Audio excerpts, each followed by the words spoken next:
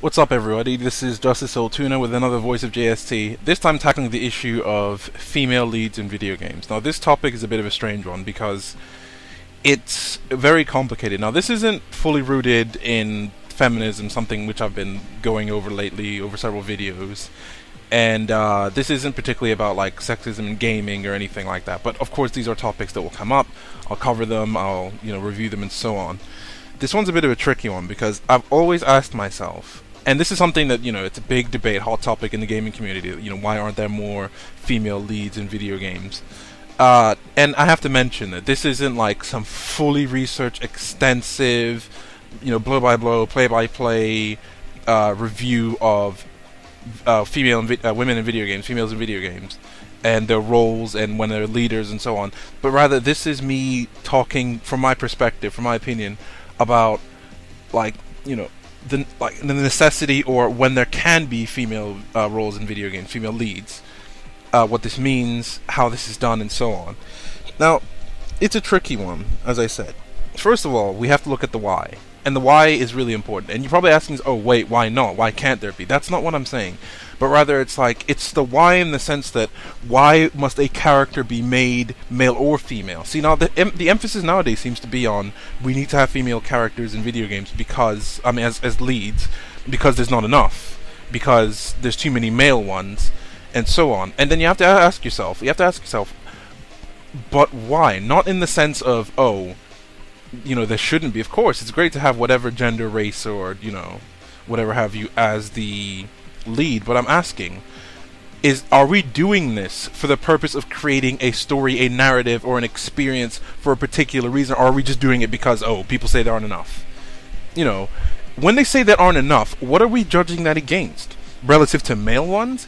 So, by that logic, should we then work for the next hundreds of years to equalize it?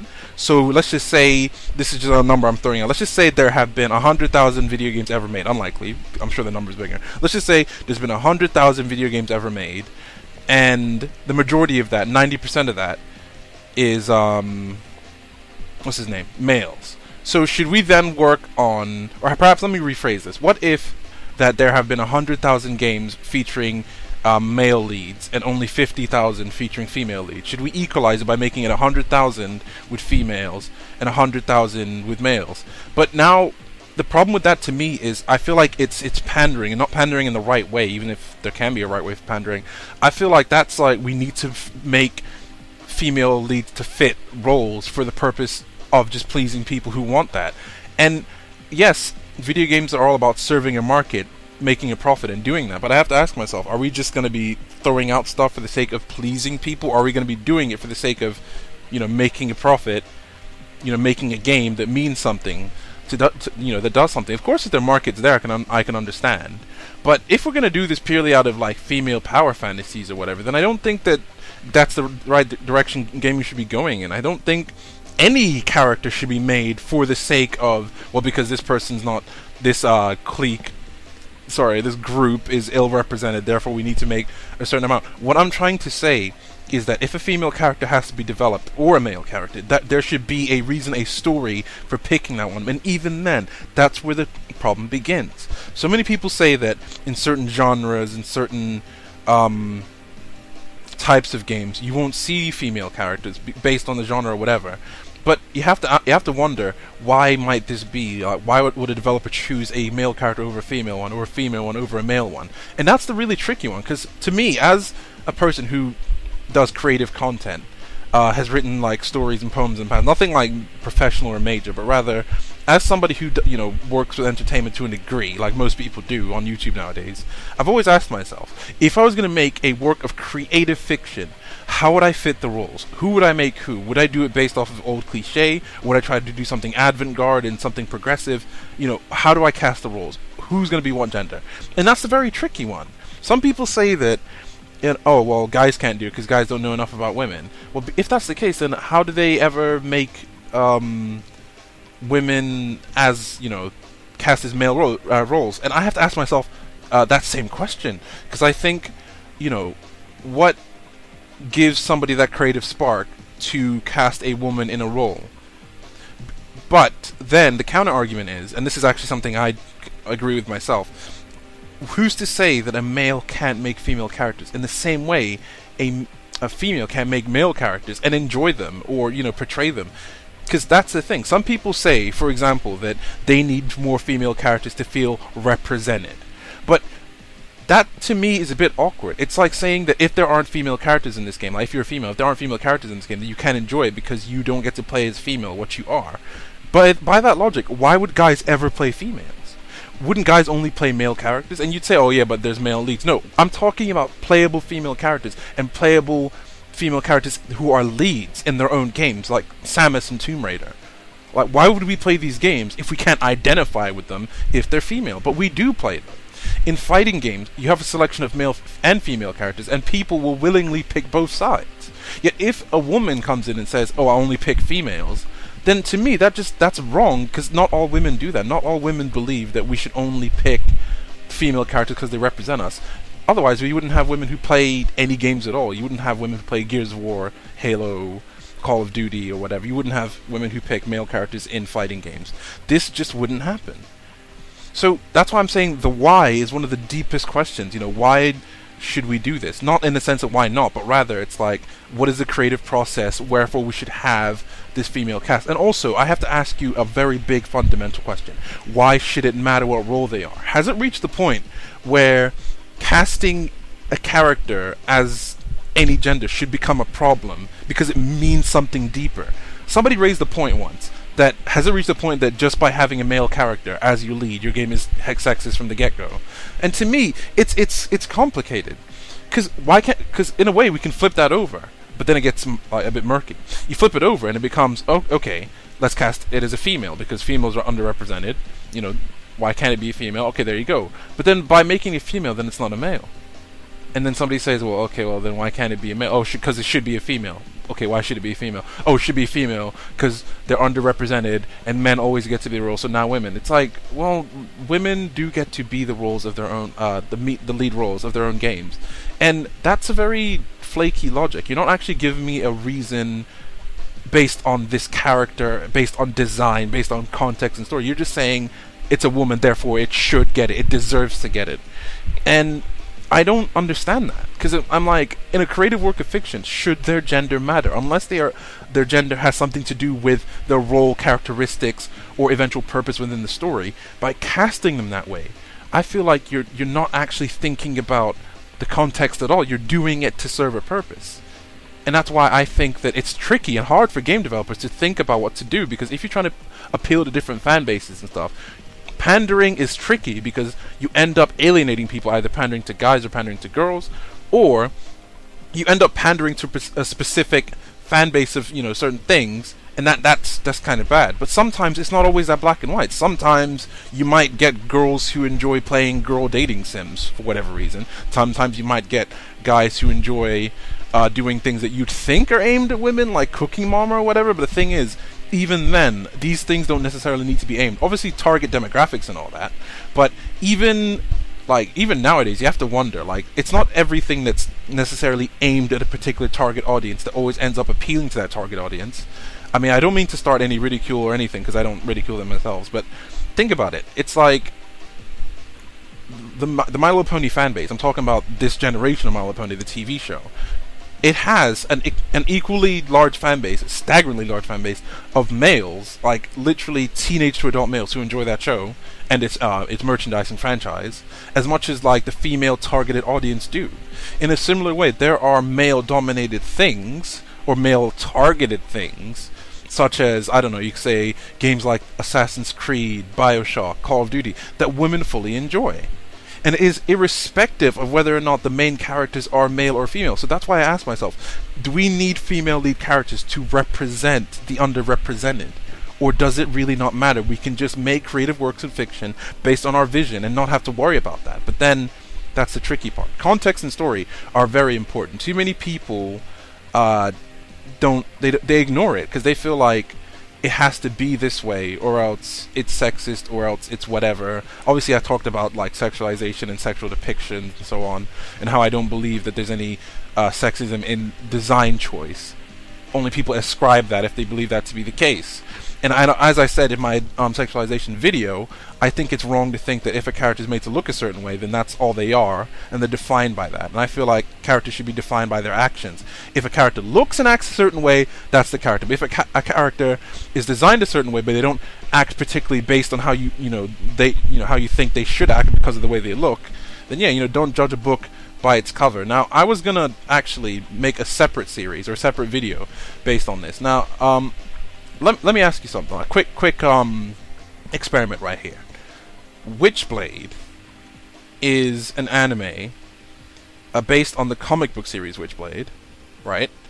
And in this anime, like, all you need to do is type in Witchblade anime or even just Witchblade into Wikipedia or Google to see some search results. You'll see the main character, and then you'll instantly form all your preconceptions and ideas, and it would be easy, and I tell you, easy to say that this is just ecchi, it's hentai, it's just, male pandering fan service. Some of that's true to a degree. It's not hentai though, but you could say it's male pandering fan service or whatever. But let me ask you something. Think of these buzzwords you just thought about. This, the character of, the main character in Witchblade. That if you type in, the red-haired lady with the weapons, you immediately think, oh, she's probably a slut. She's probably stupid. She's probably just male fan service and a male power fantasy. But let me ask you this: how many of you? Probably none, unless you've seen the series, and that's the point I'm getting at. How many of you have thought that character is a mother, a role model, a strong-willed person, a good friend? You would never think those things, would you? And of course, why would you? Because on the surface, it just seems like she's just another piece of fan service. However, what if I told you that the Witchblade anime is a story about a mother trying to defend her daughter, her adopted daughter, in a post-apocalyptic world full of, like, monsters, machines, and turmoil? What if I told you that it's a heartwarming story about how a mother makes friends with an unlikely group of people, battles a dark power within herself to protect her daughter in this world and find a good place for her to live? What if I told you that Witchblade is actually not a fanservice anime at all? It's actually a really engaging anime about business practices, about post-apocalyptic sci-fi, and about, action with scantily clad women. All these things seem to contradict themselves, but they're not.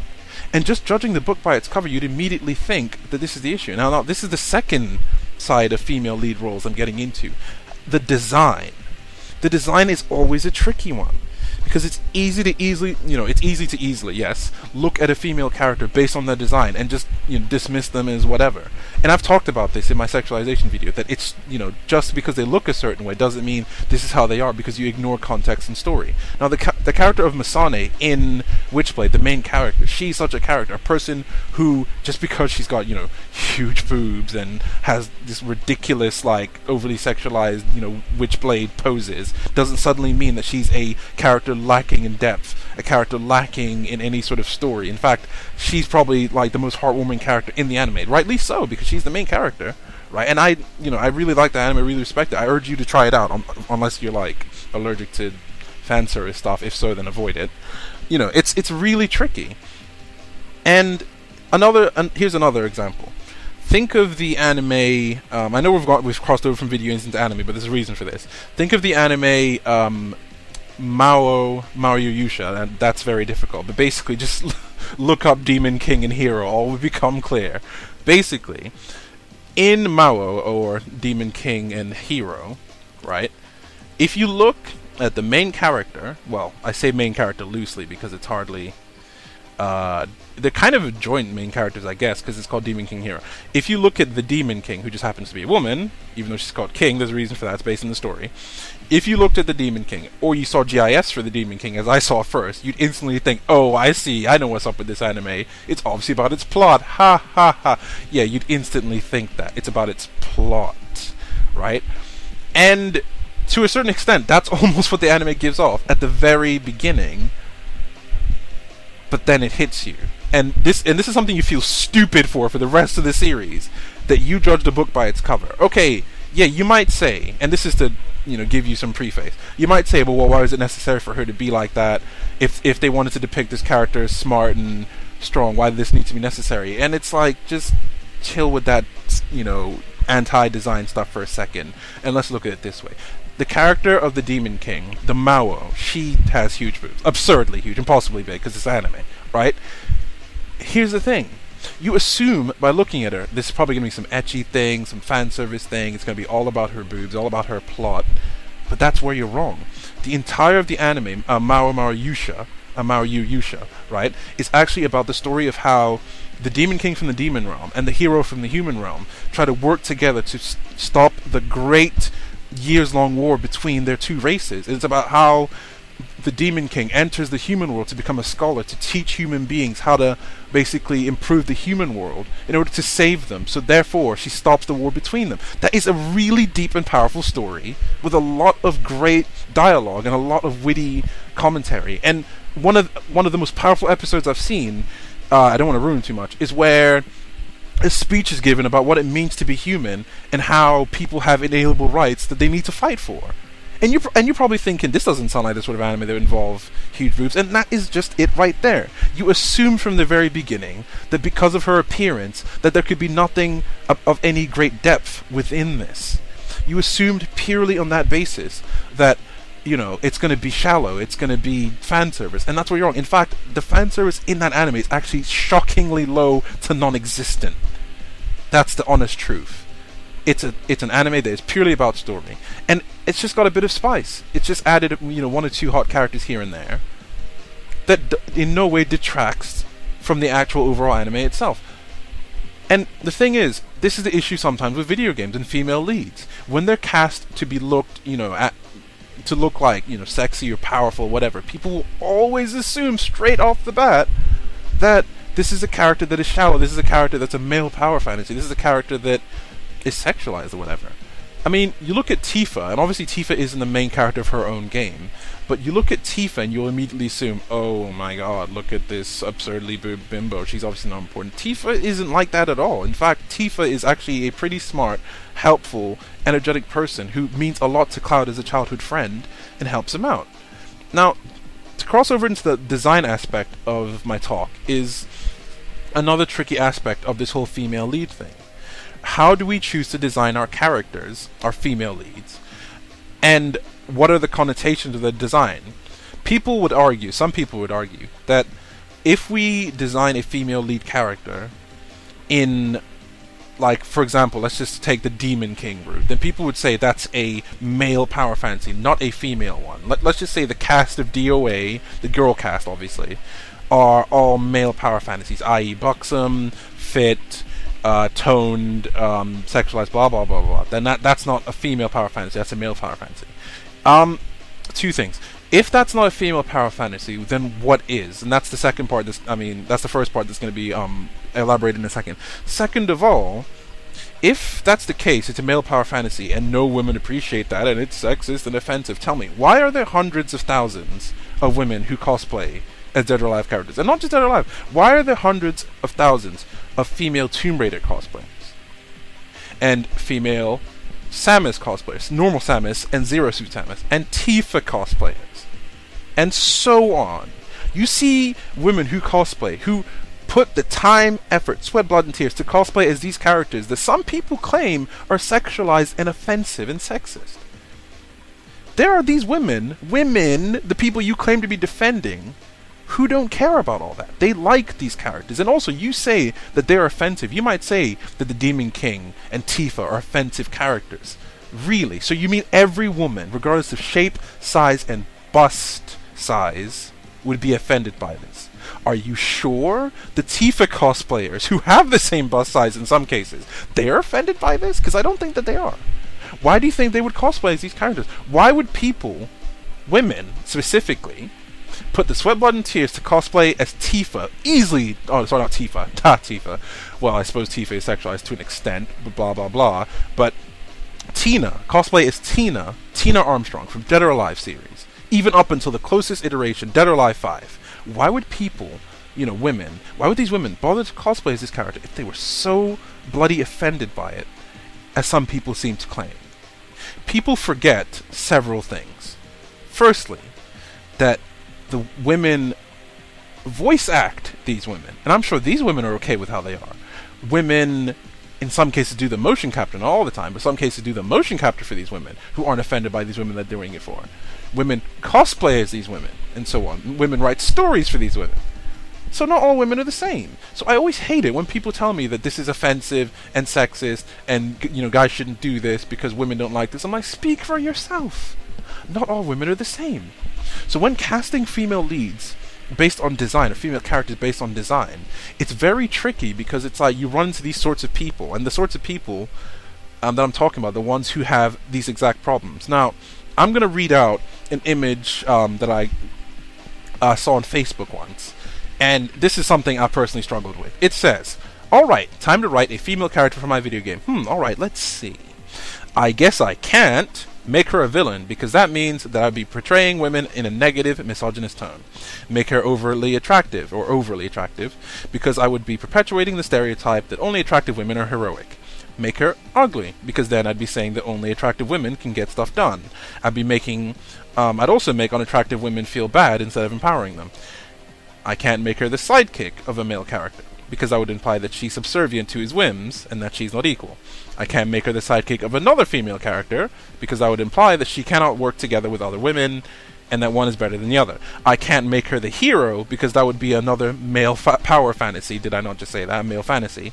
Having her, kick butt and win the day would just be enforcing the negative stereotypes. I can't make her strong and willful and muscular, because that would mean I'm just making a male character with boobs, which women find offensive. I can't make female characters at all, because feminists will bitch all day over nothing, while actual women are being oppressed in third world countries." Now that's a deeper point about how the complaint about females in video games is a first world problem. While it's a valid issue about sexism either in the game industry or gaming community, I'm pretty sure it's nowhere near as bad as what's happening in the real world in third world countries, in places where women truly have no rights. Women can't even go on the internet to complain about the stuff that you're complaining about. That's the first thing. But still, I do ask myself that if I had the artistic ability that I wished for, that I wish I had, I wonder, how would I design my female characters? I can imagine how I design my male characters. Male power fantasy, spiky hair and swords, yeah. But I have to wonder, how would I design my female characters? And really, realistically speaking, the body doesn't even matter too much in the end. I mean, the body, we can all debate it till we're blue in the face. The body isn't even the problem. The issue, and I hate to say it, comes down to the boobs. And what's truly worrying about that is most guys at the end of the day will be like, okay, boobs awesome, but she's a video game character, time to use her and go crazy. Obviously, different guys will have different purposes for that character, some sinister, some honest.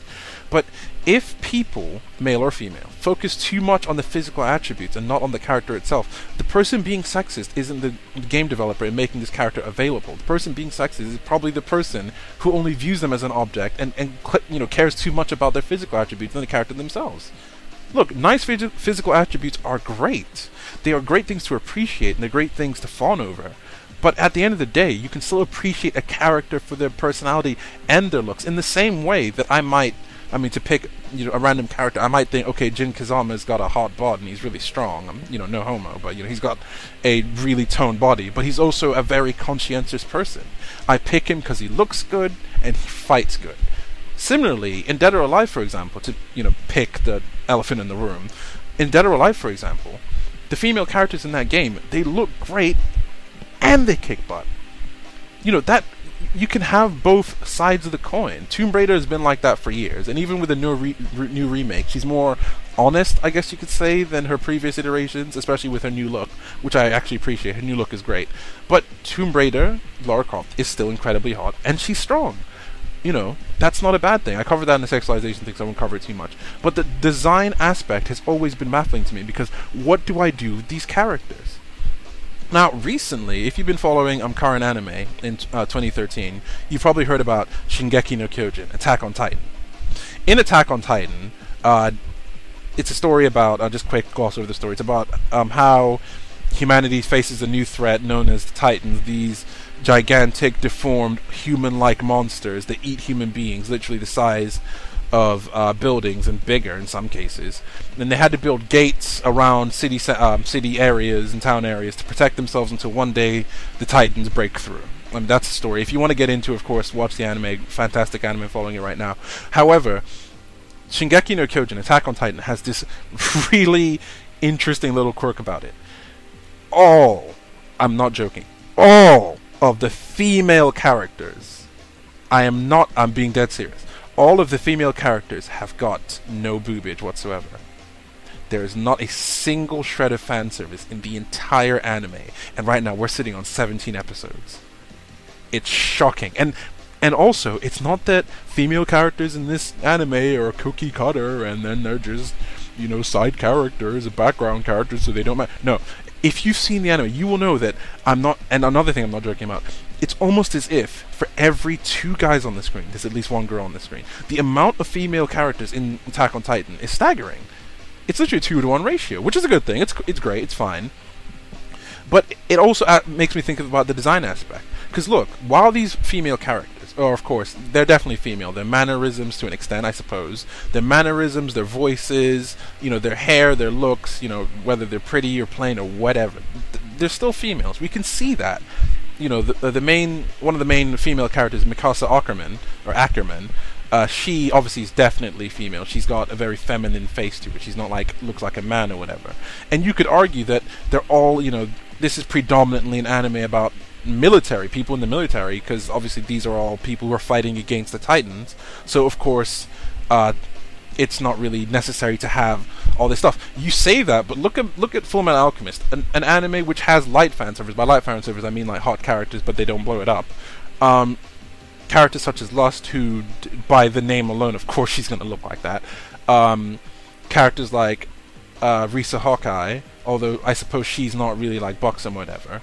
I'd say that Armstrong's sister from Brotherhood was a bit more hotter, I guess you could say. Then of course there's Winry, and of course there's Rose, and so on. So women in that anime, while not overtly sexualized, they still have more feminine features such as curves and so on, whereas Attack on Titan, they don't. And to me, it's interesting, because it's like, okay, I get that they're in the military and all that, and I understand that, they'd have to be lean and, what's his name, well toned and fit and so on, and having a design like that would get in the way. But to me, that's like the opposite extreme.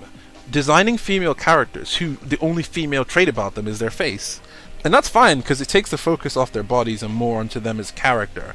And in no way does it prevent any character-like, any gender-like character traits from appearing. For example, there's still married women with boyfriends and so on, women who care about other men who care about the women. Of course, many people will know that Mikasa has a huge, I wouldn't say crush is really the wrong word, like a huge debt to pay, probably a crush anyway, on Eren Yeager, the main character. Even to a bit of a yandere degree. If you want to know what yandere is, look it up. So it's not like she stops being a woman because she doesn't have women-like features. However, you have to ask yourself, is that really okay? I've asked myself, that would be the easy way out, wouldn't it? Just design all the female characters, with no overt attributes whatsoever, just give them the same bodies as the guys, well, leaner and thinner, I suppose, but give them the same bodies as the guys, put women faces on them and call it a wait a minute. That's bad. And, you see, that's bad to me. I'm not saying Attack on Titan's bad. I mean, I think the art style is unique and it's great. You have to see it to believe it. It's really cool. But, to me, what bothers me about picking that way out is because it's a sign of laziness. Not Attack on Titan's part, but for me, it would be a sign of laziness, because it's like, well, then I'm not really designing women, am I? I'm designing guys. I'd have to actually look at the anatomy, and I have to design their bodies accurately. I can't just give them male bodies and call it a day. It's not fair. You know who it's not fair to? It's not fair not only because it's not really representing women at all, because just like that little passage I read earlier, it's like you're not representing all women. You're basically, actually, I think I just said it, you aren't representing all women, in fact, yeah. You're not depicting women accurately, and you're not representing all women. If you were to put, let's take Attack on Titan's women for a second. The roughly 5 to 6 foot, but nothing more, roughly 5 to 5'9" tall, pretty medium sized, no bust, no hips or anything, no curves or anything, none of that. If we take that same body type, multiply it, to the nth degree, and put female faces on it, are we really creating female characters? I don't really know. I mean, I'm not saying they should be defined by the physical characteristics, but let's put it this way. If there's 100 female characters in your anime and they all look like the same, not even look like men, they all are the same, that's worrisome, because it's like, then you're not truly designing, you know, things. I mean, that might be your design standpoint, and it's fine, because remember, context and story. If there's a reason they look like that, if there's a purpose for them looking like that, if by your design you want them to look like that, that's perfectly fine. But you have to wonder, are you doing it because that's how you care about your design, or are you doing it because you don't want criticism and you don't want to make anything that would offend anybody? So the easy way out is to not make them look like, you know, different types of women at all. Because remember, women have different shapes and sizes. Some are curvy, some are small, some are fat, some are, you know, plus size, some of them are size 0. Some of them have huge busts and huge butts, some of them don't.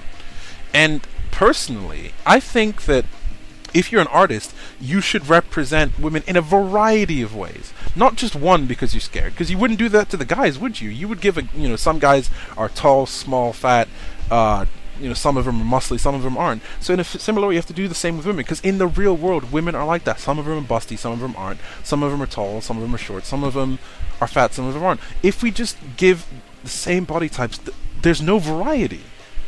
I mean, compare FMA's cast, Full Metal Alchemist's cast, of varied men and women, to Attack on Titan's cast, where the variety is so little, it's staggering. And while the anime is a solid anime, we can ignore all of that because it doesn't matter, you know, context and story.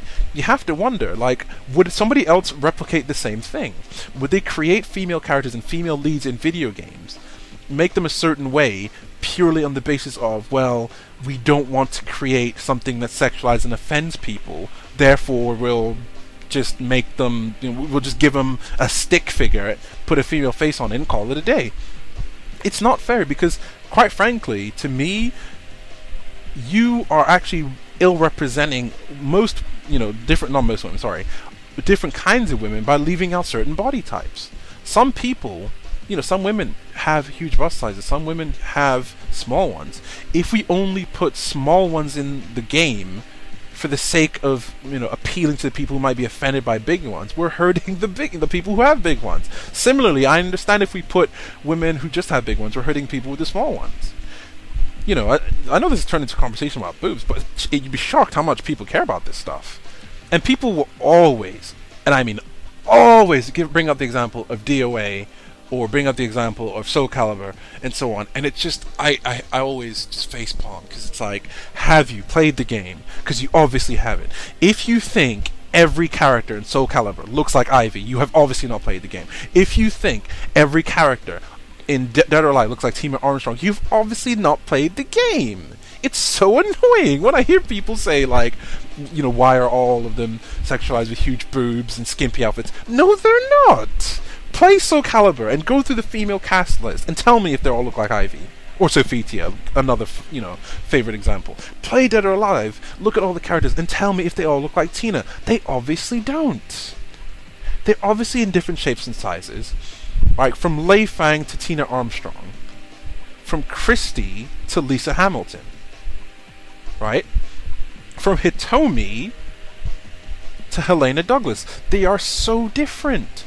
Different shapes and sizes, and that's the type of thing we want to be representing when we make these female leads. We can't just do one for the sake of pandering. We have to think about how do we want this character based on context. But to me, it would be tricky, because it's like, how do I want to design this character? What do I want to give them? And what message would that give off? And of course, some people can interpret that in different ways, and that's where the issue starts. But the fact is, we can't pander, we can't do it out of fear. Now, I was having an argument the other day on Facebook with some person, or some people, on a post by ArtGerm. ArtGerm is a popular DeviantArt user who posts a lot of comic book style art and comic book characters, and he's well known for his really, I don't know, really amazingly drawn art, really, you know, really like toned, awesome, like guys, and really, you know, sexy and strong women. Because obviously he's depicting different comic book characters such as Catwoman, Nightwing, Power Girl, and so on, right? And his art is amazing. You should check it out. It's really phenomenal. Obviously he covers fighting game art. I think he even did the official art for a Third Strike online edition. So you should definitely check that out. So it's like, this art by Artgerm is pretty amazing, right? And I think I definitely urge you to check it out, because it's like, he does a great job of really depicting these characters, but he comes under fire from so much criticism purely based on his art style. And quite frankly, I don't think it's fair, because it's like, he depicts obviously women with big boobs and curves and all that nonsense, and he had one of his newest pictures featured on the DeviantArt Facebook page. It was his Poison Ivy picture. I'm sure many people have seen it. It was on the Facebook page not too long ago, a couple of days ago, and a lot of people criticized him for it, saying that, oh, his Poison Ivy is really sexualized, and her face is too small, and her boobs are too big, and you know. And I basically said that, can't people appreciate different styles of art? This is a comic book character developed by Artgerm, and in the first place, not all his female characters are the same. If you look at both his original and his comic book art, all the female characters are different.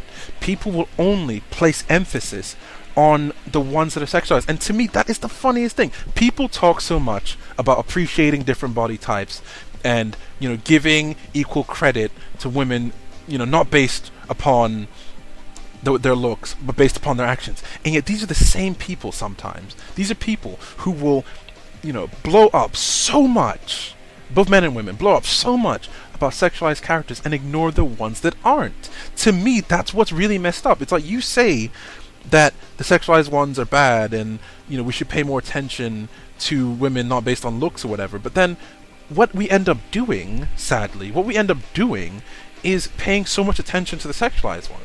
It's like, can't people be mature enough to see, okay, this character has a sexy design, that's great, that's awesome, but also appreciate other ones? For example, in Dragon's Crown, which has finally come out, to bring up Dragon's Crown again, in Dragon's Crown, which has finally come out, people are still saying, why are the Amazon and the Sorceress so sexualized? Why are the women in this game so ridiculous? Ignoring the fact, of course, that the men are absurd and ridiculous, and it's vanillaware, for the love of God.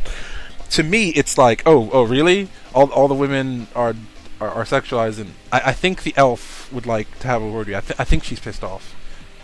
I think she's pissed off that people who claim to be, appreciating different characters will give equally positive and negative attention based on how they look. And quite frankly, if I was to play any of these classes, I'm not going to play or even care about one of them because, oh my god, look at those boobs. No, it's because I'd like to see which of these characters, to me, is engaging as a character.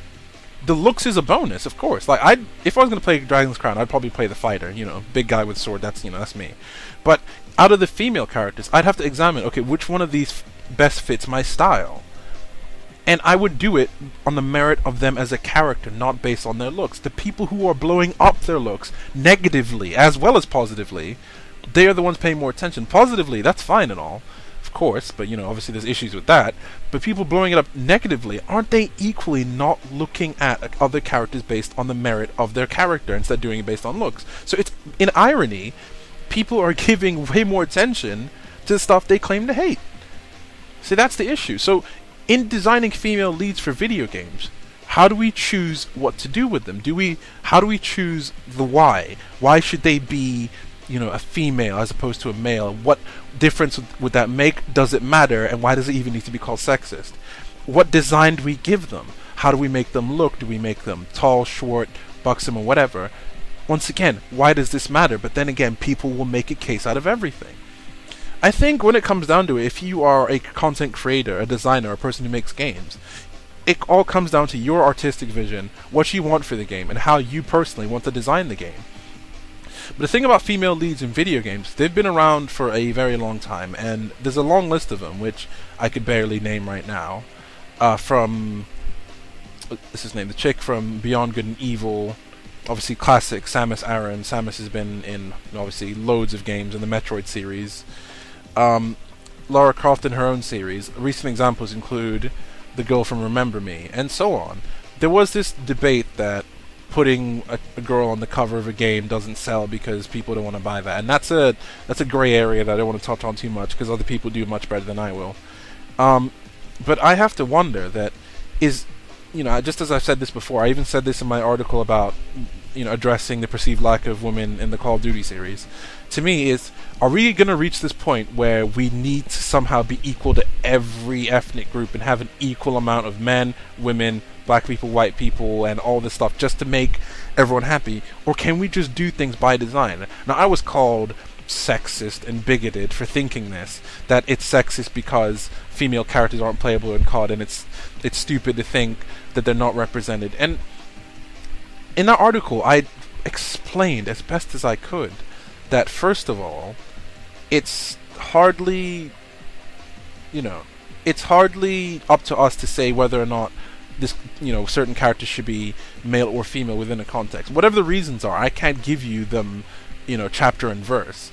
It's down to design, but I don't believe that if it's only guys, it's sexist. To me, that's the problem. You're immediately assuming that because it's only guys, it's sexist. But why does it have to be like that? If it was only girls, you wouldn't say it's sexist, would you? But then, isn't that double standards? For example, can I easily say that the Akarna Heart series of video games is a sexist video game series because it only features women? But I don't say that. It's like, okay, cool, all girl series, cool. But you'd never see an all-guy fighting game, would you? In fact, name the last all-guy fighting game you can think of, because I can't name one. I can't. In fighting games for a very long time, they've been both men and women. I highly doubt anyone would dare to make an all-guy fighting game, because the crap storm, would be immense. Yet we have these all-girl fighting games coming out, and nobody bats an eyelid, because everyone's like, yeah, girl power, girls deserve it. And to me, that's worrisome, because that basically shows where the real sexism lies. You're basically saying that you want to be all about girls, don't you? That it should be girls because, well, men have always had it, therefore women deserve it. Therefore an all-girl fighting game isn't sexist, it's fair. When there's never been an all-guy fighting game. And even with the whole notion of female leads or females on covers, people would then argue, let's take a fighting game, Tekken Tag Tournament 2. On the cover of the game is Heihachi and Jin.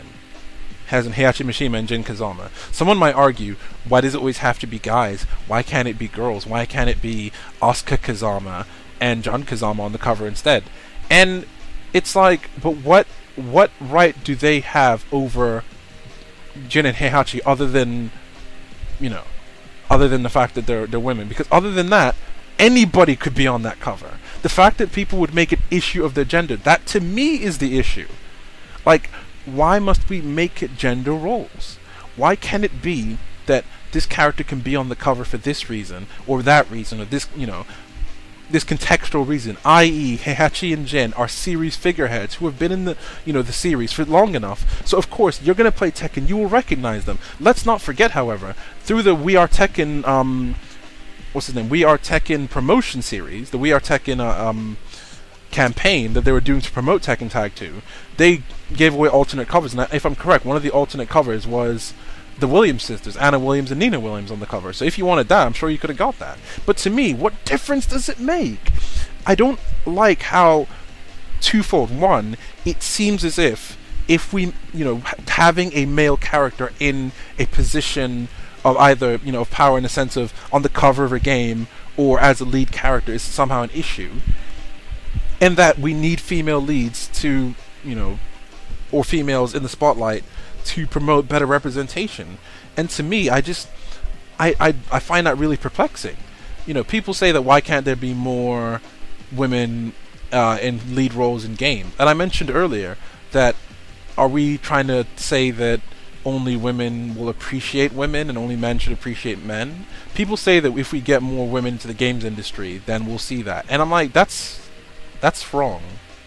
Are you implying that women would only want to make women characters in women-led games, and they would never want to make male ones? Because by that logic, then shouldn't guys only make male ones? And then you say, but they already do. And I'd say, chill out with that prejudice for a second there. Okay? Because male developers develop both men and women, and they're not all sexualized or relegated, as you may seem. Because I'm pretty sure there's men who work on these games with female leads.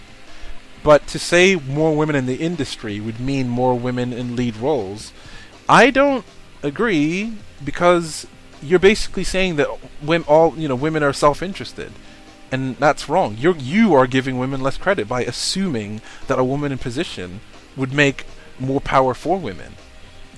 And now if we're going to bring in feminism into this, it's about equality, people on equal footing, not empowerment of one gender over the other. It should not be women are better and in better positions, but women are in equal positions. That's the point, you see. And to me, I get aggravated when people say stuff, and I'm not going to name any names, but some criticisms to the idea of, and this stems from a lot of things.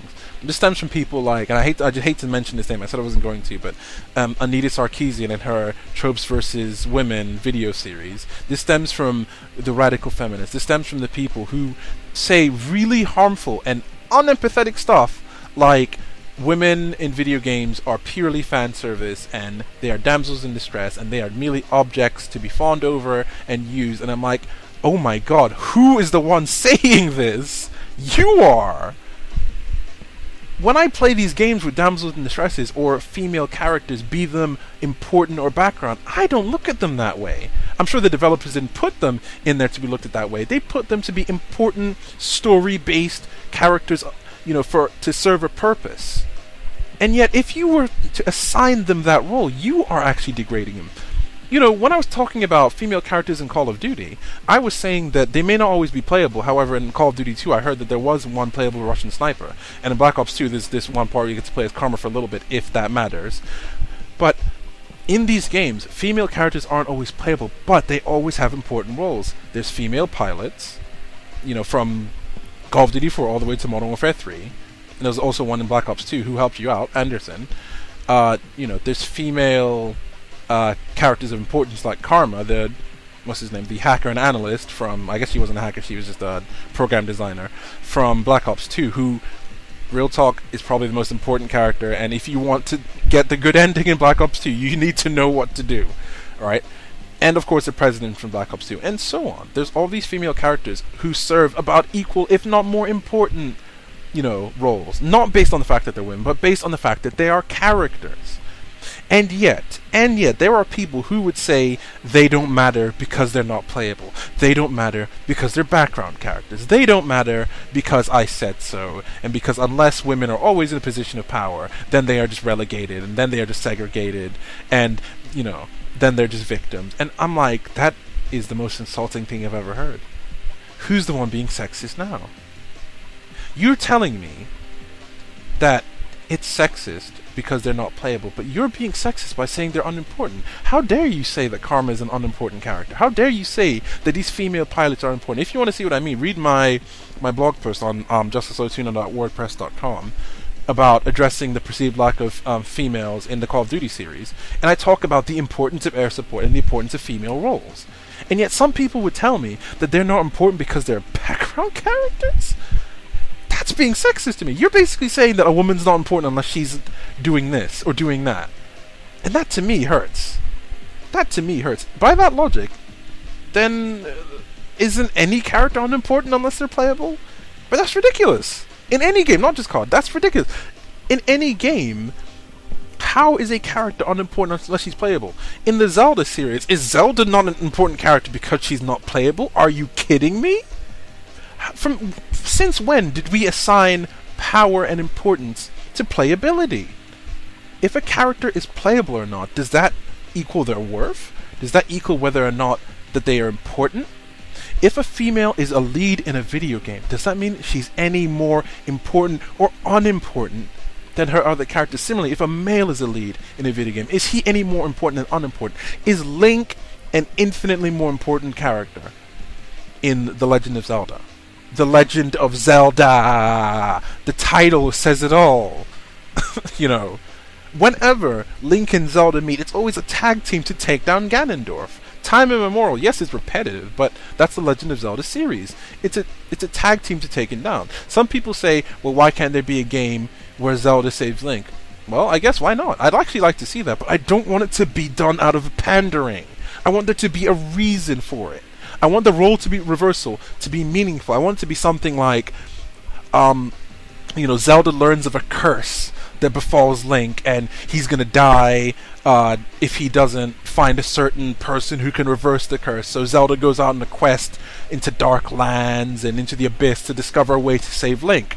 therefore they can, reform their bonds greater than friendship and continue on. To me, that sounds like a great game because I get to play Zelda, I get to use all her skills, magic, arrows, and so on, just like you use her in Smash. You get to have an adventure with Zelda, a new perspective, a new way of playing the game. But I want it to be out of context, not because she's not been playable before, she deserves to play. It's just like no.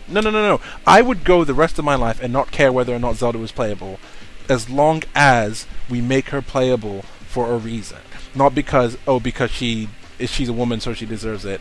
I'm like, no, that's not me being sexist. That's me saying there needs to be a reason for her as a character to be playable, not as a woman, as a character.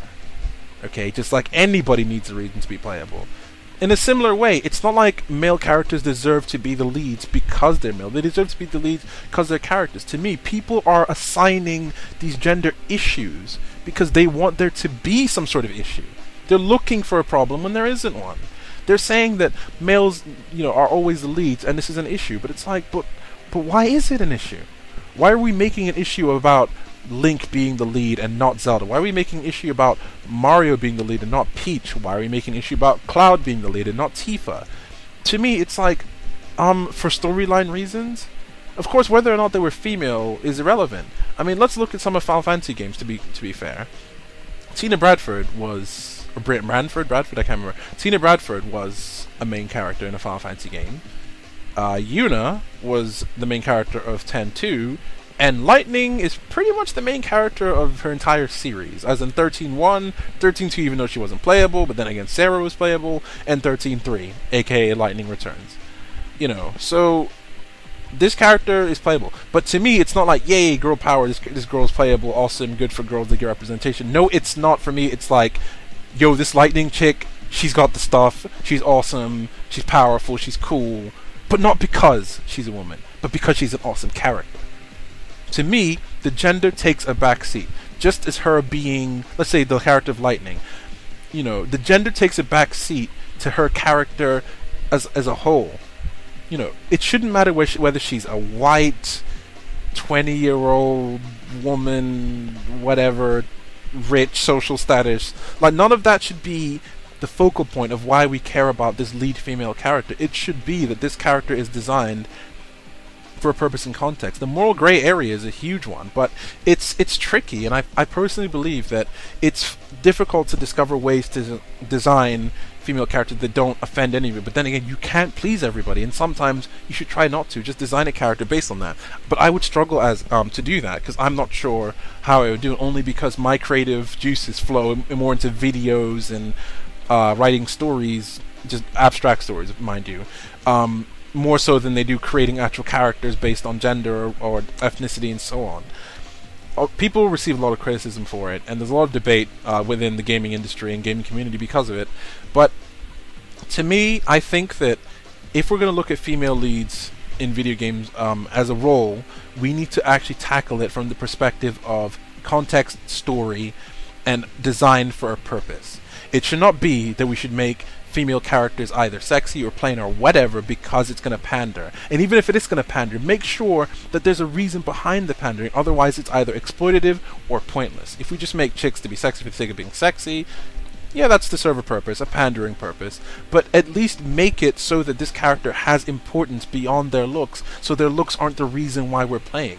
The looks can be part of the reason, and be a great reason, but they don't need to be the only reason. Similarly, if we're going to create a character without overt looks, there has to be a reason why that's the case, or we can focus on them as a character as opposed to their looks, basically. Similarly, we have to, with the sexy characters, there has to be a reason to play them besides their looks. In a fighting game, we play these characters because there's something about them. You might pick Tina Armstrong in Dead or Alive because she's a grappler. You might pick Helena because she's a Rushdown character, and so on. You want to have these reasons for picking these characters.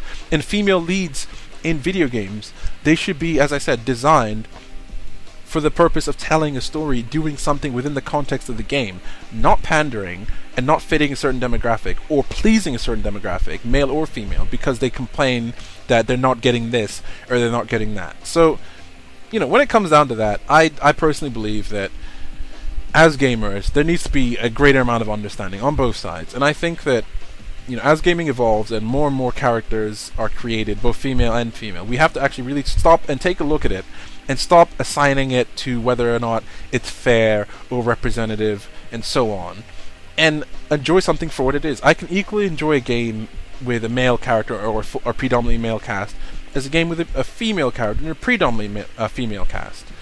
And I believe that in the casting of female lead characters, you know, we can appreciate all different sizes, styles, personalities, and you know, we can enjoy these games without having to worry about whether or not the intended purpose was sexist or not.